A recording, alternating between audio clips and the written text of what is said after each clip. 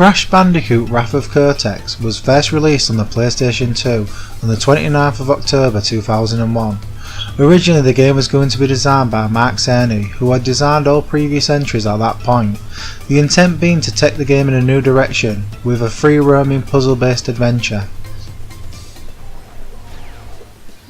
At the time of the game's development, Universal and Konami had entered into an agreement that enabled Konami to publish the Crash Bandicoot series for the next-gen consoles, with Universal Interactive heading the production of the games. This would be the first time Sony's mascot character would jump ship and end up on all the current-gen systems, PS2, GameCube and Xbox, after Universal fell out with Cerny and Sony. It was passed down to Traveller's Tales to alter the game from a free roaming title to a standard Crash title. Traveller's Tales had begun development of the game from scratch and were only given 12 months to complete the game. You would think with Traveller's Tales having to rush the game out it would be a bit of a mess, but by all accounts this is a solid entry into the series.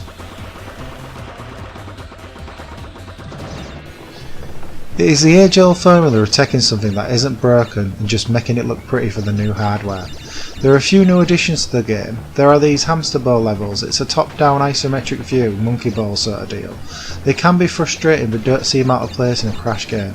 They are sort of reminiscent of Mark Cerny's own Marble Madness. It seems like Traveller's Tale were trying to play homage to the original designer. The only real downside to this game is some of the boss battles are a bit naff. And if you plan on playing this on the PS2 version with the original hardware, get used to the loading screen because it hangs around for a long while. Indeed, it seems like Traveller's Tales were playing it safe with this game, but having just enough of a twist on the usual Crash Bandicoot tropes will keep you playing for hours, with all the crate smashing action and the excellently themed levels. Because of later entries in the series changing up the gameplay, this game has a lasting legacy. Since 2009, CEX have always offered £5 trade and £4 cash. At the time I make this video, it has only just gone down to £2 cash, even though the price they sell it for has gone up. The Xbox version and the GameCube version of Crash Bandicoot Wrath of Cortex are worth more than the PS2 version, but the PS2 version is the one you're most likely to find out in the wild. For the last 5 years I have sold them on eBay, I've used them as trade fodder at CEX, I have sold them for cash at CEX too when I needed bread and unbelief. I find this game that often it's so easy to do. The price of the PS2 version currently hovers around the £10 mark. A good thing to know if you ever find yourself thrifting for video games out in the wild, because this game is everywhere.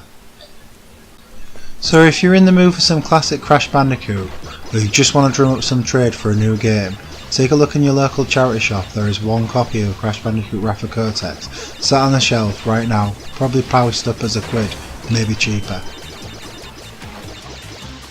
Giving up? Get ready to face my wrath, Crash Bandicoot!